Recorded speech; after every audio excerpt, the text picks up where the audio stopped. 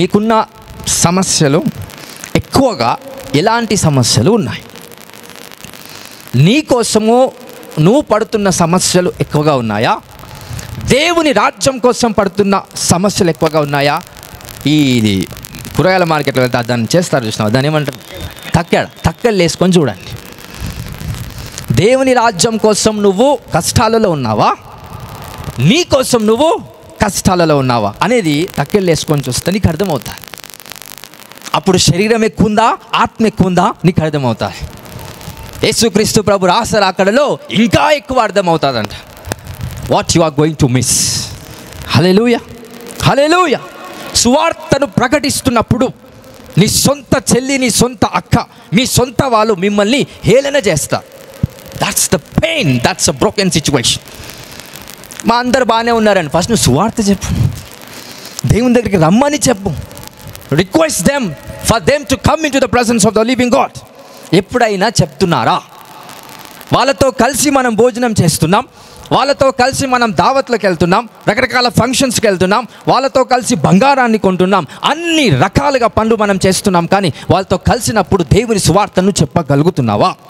ఒకవేళ దేవుని సువార్త చెప్తే వాళ్ళు నన్ను నచ్చరు కాబట్టి నేను చెప్పలేను, నో ప్రాబ్లం, ఒక్కసారి చెప్పి విడిచిపెట్టేసేయండి. హల్లెలూయా, హల్లెలూయా.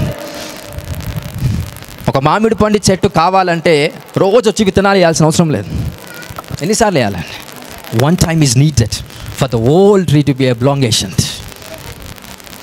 సువార్త అరే వినట్లేదు, నేను మళ్ళీ అవసరం లేదు. ఒక్కసారి సువార్త అనే విత్తనం మనుషులలో వేయండి. అది ఫలిస్తుందా ఫలించదా నీకు అనవసరం, అది నీ బాధ్యత కాదు. నీ బాధ్యత ఏంటి? చెప్పాలా? చెప్పడం. తర్వాత వాళ్ళు వింటున్నారా, వాళ్ళు నన్ను తిడతారా, లేకపోతే నన్ను ఏమైనా కొడతారేమో, అదే బాధ. నన్ను తిడతారేమో సువార్త చెప్తే. ఎందుకు? మనకు మన సమస్యల మీదనే ఎక్కువ ఫోకస్ కలిగి ఉన్నాం. సో దేవుని రాజ్యం కోసము సమస్యలలో ఉన్నామంటే అర్థం ఏంటి? యేసుక్రీస్తు యొక్క సువార్త వాక్యాన్ని ఎప్పుడైతే మీకు తెలిసిన వాళ్ళకి చెప్తారో అప్పుడు సమస్యలు ఏర్పడతాయంట. ఆ సమస్యలే మీకు అభిషేకాన్ని తీసుకొస్తాయి.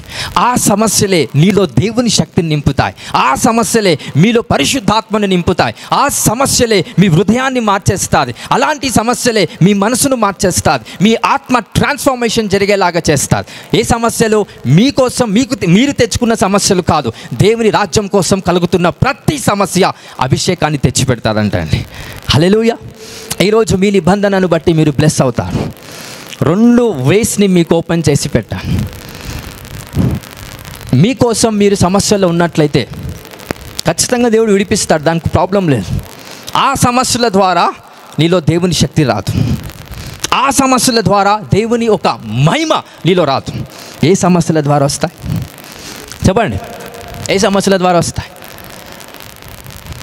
హల్లెలూయా, హల్లెలూయా. మన సంఘానికి ఎన్ని నిందలు వచ్చాయి? రకరకాలుగా నిందలు వచ్చాయి, రైట్? సో నాకెన్ని నిందలు వచ్చాయి? రకరకాలుగా నిందలు వచ్చాయి. అవన్నీ ద్వారా ఏం ఎక్కువ అవుతుంది? అభిషేకం. హల్లెలూయా, హల్లెలూయా.